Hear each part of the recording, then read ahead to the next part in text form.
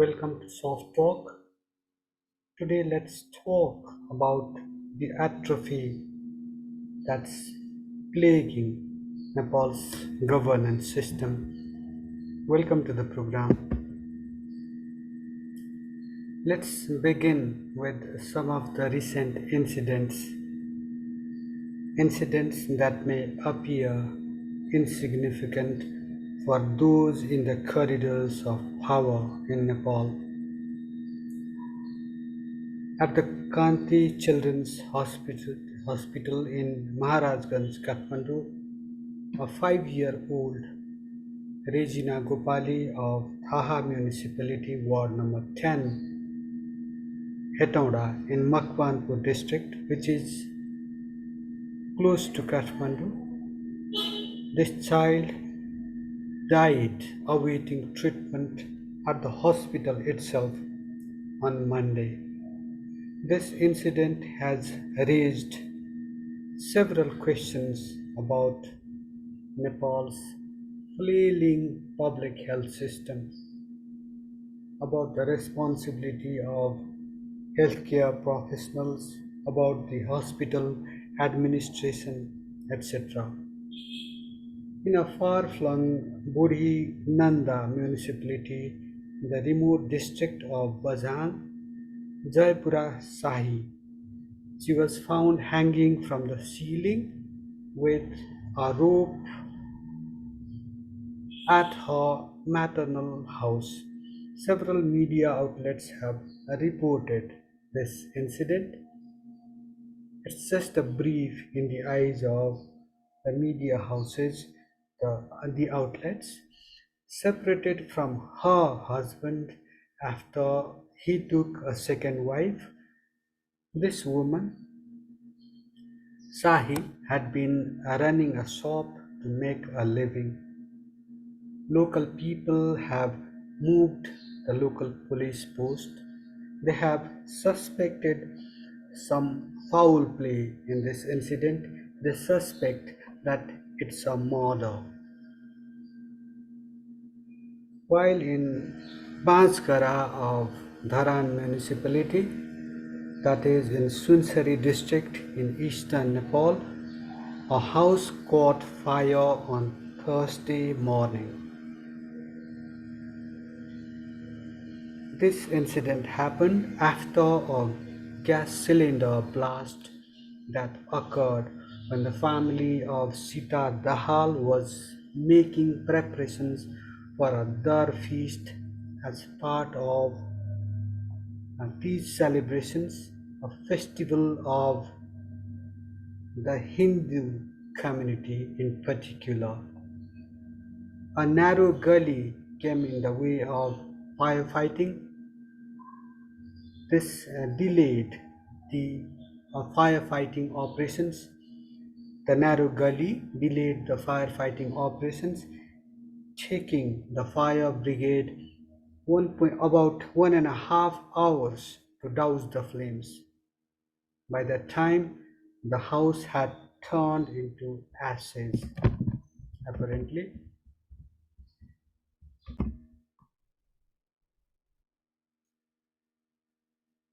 As for Dharan, it has not been at peace with itself and the rest of the world. There is this 10 years peace prevailing in Dharan with cooperation from all communities concerned.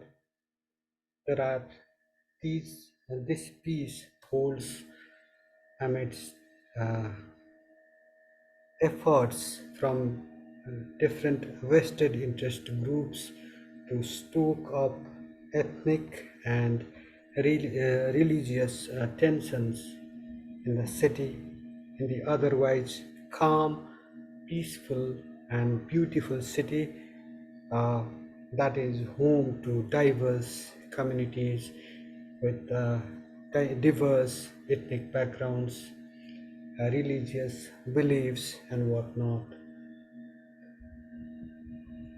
All that binds the community together everywhere in the world is humanity, isn't it? that should prevail there as well.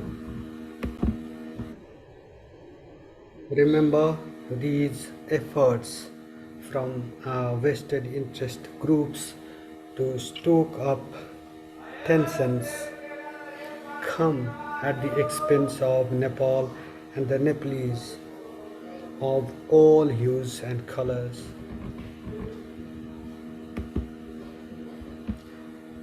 Meanwhile, the spectre of lumpy skin disease continues unabated. The thrill of death and devastation from the disease is shocking.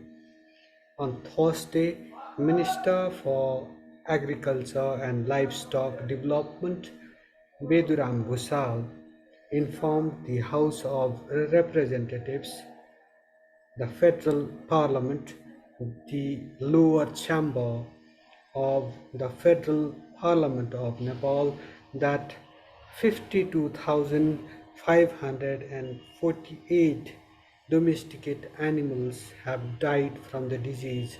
The cattle heads have died from the disease. The number is a whopping 52,548. 13 lakh 83,595 animals have recovered from the disease across the country, whereas 73,636 animals remain ill to date. For a farming community, for farming communities across the country, for an agricultural country, that's a massive loss amounting to billions of rupees. This lumpy skin disease has caused losses worth billions of rupees. It has imperiled the livelihoods of farmers concerned, and it has taken a huge toll on the domestic economy that is already not in the pink of health. But the bad tidings, they do not end here. On Wednesday itself, a cookery wielding Sham Sapkota of Nuakot district, that is close to Kathmandu. Uh, this 47-year-old man attacked Nepali Congress Joint General Secretary Mahendra Yadav while he was addressing a program at the Reporters Club, Meet the Press program. It's called, I guess, Face to Face. He was addressing a program at the Reporters Club, Nepal. Mahendra Yadav, the Nepali Congress Joint General Secretary, has suffered wounds.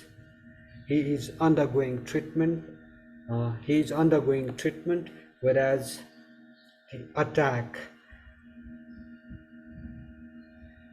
uh, the attacker, that is Sam Sapkota, is in police custody.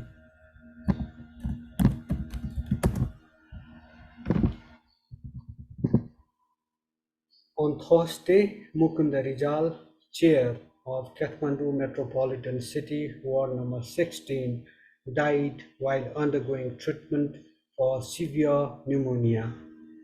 This, even as large sections of the national population continue to suffer from the twin specters of dengue and conjunctivitis.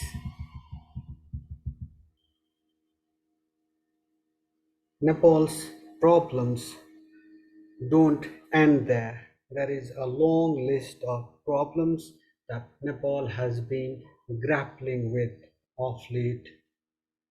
There are those dignitaries from near and afar who take themselves as a cut above the rest. It seems they are so powerful that they can make controversial remarks questioning the status of Nepal an ancient country like Nepal as an independent country. They, they dare question the independent status of Nepal. At the heart, in Nepal itself, in the guise of godmen and whatnot. As experts par excellence, it is, of course, their prerogative to teach us how to conduct our foreign policy.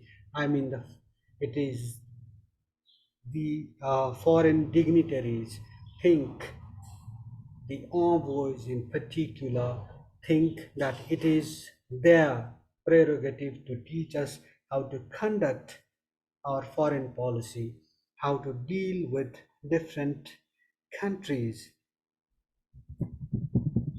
Of course, nothing is certain except death and taxes, and this applies to Nepal as well. This rings especially true for the people of the country. While negotiating the roads of this bustling city, this stark realization comes to haunt so often. This despite the presence of police officers and a more or less functioning traffic system, thanks to blatant violations of road rules day in and day out. One major factor is mainly to blame for these incidents, from the death of a child to a close shave for a leader to a cylinder blast to alarming air pollution to chaotic roads to infringement upon our sovereignty and many other incidents in between. What is that factor? You may wonder, you may have been wondering, audience. That factor, that major factor, is the near total absence of the government from the affairs of a flailing state. The parliament, civil society, the judiciary, the free press, and the people above all else, should do every bit to make the government do its major task, that is, govern this country and rein in the chaos before it's too late. With this remark, I wrap up this edition of Soft Talk. This presentation is largely based on the editorial published in today's edition of the Annapurna Express. I humbly request you once again to subscribe to this channel, comment on our presentation, and press that like button. Your support toward this initiative toward citizen journalism, it means a world to us. Thank you for watching. Thank you for listening.